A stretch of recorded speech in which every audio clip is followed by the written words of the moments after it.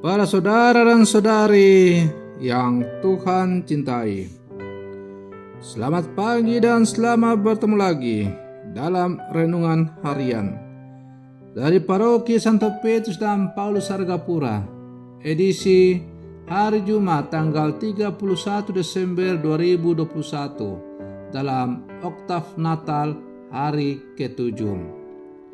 Hari ini tanggal 31 Desember 2021 adalah hari terakhir dalam tahun 2021. Dan sesaat lagi kita akan memasuki tahun 2022. Maka mensyukuri segala rahmat yang telah Tuhan berikan kepada kita di sepanjang tahun 2021, kita hendak menutupnya dengan mendengarkan dan merenungkan sabda Tuhan. Marilah sebelum kita mendengar dan merenungkan sabda Tuhan, kita berdoa. Dalam nama Bapa dan Putra dan Roh Kudus. Amin. Allah Bapa kami, siapakah kami ini sehingga berulang kali Engkau mau menunjukkan kasih setiamu dalam diri Yesus Kristus, sabdamu yang memberi kehidupan. Terimalah kiranya ucapan syukur kami, bahwasanya Ia sudi menjadi pengharapan dan kedamaian kami. Terima kasih atas segala anugerah yang Kau berikan kepada kami sepanjang tahun 2021 yang sebentar lagi akan kami akhiri. Dan semoga di tahun yang baru nanti, tahun 2022, Engkau tetap berjalan bersama dengan kami. Bersabdalah ya Tuhan, kami siap untuk mendengarkan. Terpujilah Engkau Bapa, Putra dan Roh Kudus, kini dan sepanjang segala masa. Amin. Para saudara dan saudari yang Tuhan cintai, sabda Tuhan yang hendak kita dengar dan kita renungkan untuk mengawali hari yang baru ini dan sekaligus merupakan hari yang terakhir di tahun 2021 diambil dari Injil Yohanes pasal 1 ayat 1 sampai 18. Tuhan bersamamu. Inilah Injil Tuhan kita Yesus Kristus menurut Santo Yohanes. Pada mulanya adalah Firman. Firman itu bersama-sama dengan Allah, dan Firman itu adalah Allah. Ia pada mulanya bersama-sama dengan Allah. Segala sesuatu dijadikan oleh Dia, dan tanpa Dia tidak ada suatu pun yang telah jadi dari segala yang telah dijadikan. Dalam Dia ada hidup, dan hidup itu adalah terang manusia.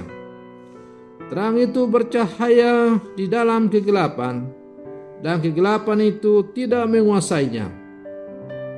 Datanglah seorang yang diutus Allah, namanya Yohanes.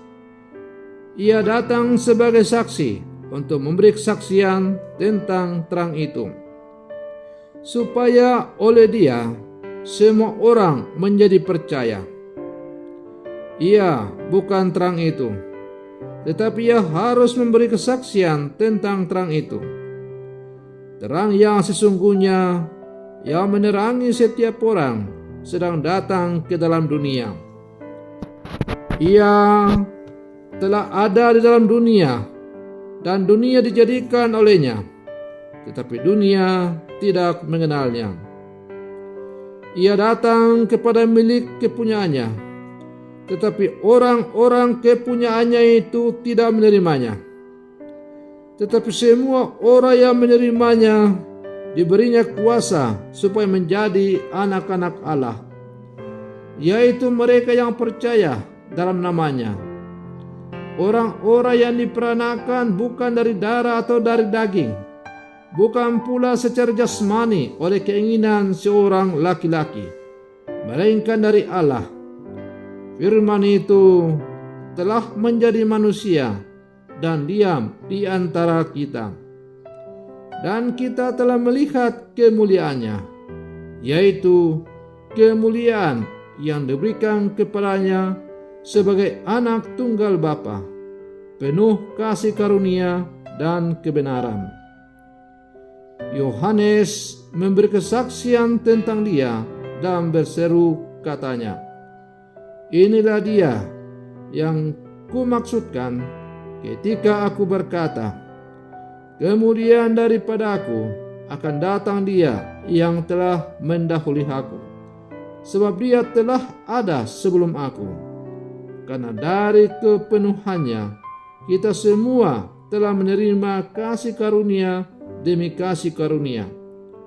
Sebab hukum Taurat diberikan oleh Musa, tetapi kasih karunia dan kebenaran datang oleh Yesus Kristus. Tidak seorang pun yang pernah melihat Allah, tetapi anak tunggal Allah yang ada di pangkuan Bapa, dialah yang menyatakannya. Demikianlah sabda Tuhan. Para saudara dan saudari yang Tuhan cintai, akhir tahun 2021 telah tiba.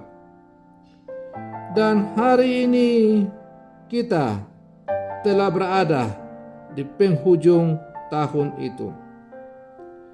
Kita telah berjalan selama 365 hari mengarungi yang namanya tahun 2021. Ada pelbagai macam-macam pengalaman yang kita alami di sepanjang persiaran kita di tahun 2021 ini. Ada kegembiraan, ada sukacita, tetapi juga tidak jarang kita mengalami duka cita, kesedihan, bahkan mungkin tantangan yang sungguh berat dalam kehidupan kita.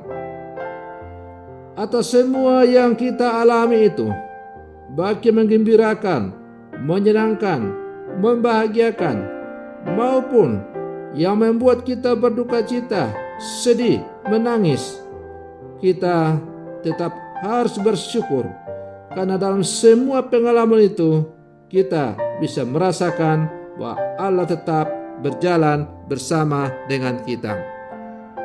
Para saudara dan saudari yang Tuhan cintai, Sang Firman yang ada sebelum adanya waktu dan di luar waktu, masuk ke dalam lingkaran waktu ketika menjadi manusia sama seperti kita.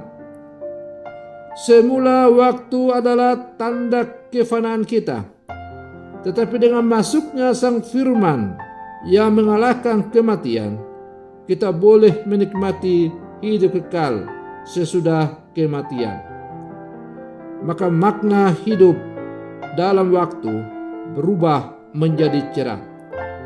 Sang Sabda menjadi manusia supaya kita bisa dilahirkan dalam kurun dan waktu. Para saudara dan saudari yang Tuhan cintai, ketika kita dilahirkan, kita tidak mempunyai apa-apa dan tidak mempunyai kemampuan apapun.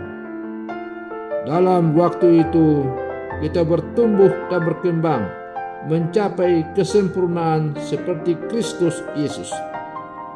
Kita bertumbuh menjadi orang yang berguna bagi keluarga, gereja, dan bangsa. Maka para saudara dan saudari yang Tuhan cintai, hendaknya rasa syukur selalu menjiwai seluruh kehidupan kita ketika suatu kurun waktu telah kita lewati. Kita bersyukur dan berterima kasih karena selama dalam satu dekade kurun waktu yang kita lewati itu, kita mengalami berbagai macam-macam pengalaman yang menggodok kita untuk semakin bertumbuh dan berkembang dalam kehidupan kita sebagai orang-orang percaya. Dan kalau kemudian kita mampu bertahan menjalani kehidupan dalam kurun waktu itu dengan segala dinamika yang terjadi, itu terjadi bukan karena kemampuan kita, bukan karena kehebatan kita, tetapi oleh karena belas kasih Tuhan semata-mata. Firman yang telah menjadi manusia dan tinggal di antara kita, Ia berjalan bersama dengan kita menjadi sahabat sejati, tempat kita menyandarkan segala pergulatan hidup kita dalam mengarungi sang waktu itu. Para saudara dan saudari yang Tuhan cintai, oleh karena itu, di hari terakhir di tahun 2021 ini, patutlah kalau kita sebagai orang-orang beriman berbondong-bondong datang ke gereja untuk mensyukuri segala rahmat yang telah Tuhan berikan kepada kita di sepanjang tahun 2021. Maka semoga tahun 2021 ini dengan segala dinamika pengalaman hidup yang kita alami menjadi bekal untuk kita menapaki hidup baru di tahun 2022 yang beberapa saat lagi akan kita masuki.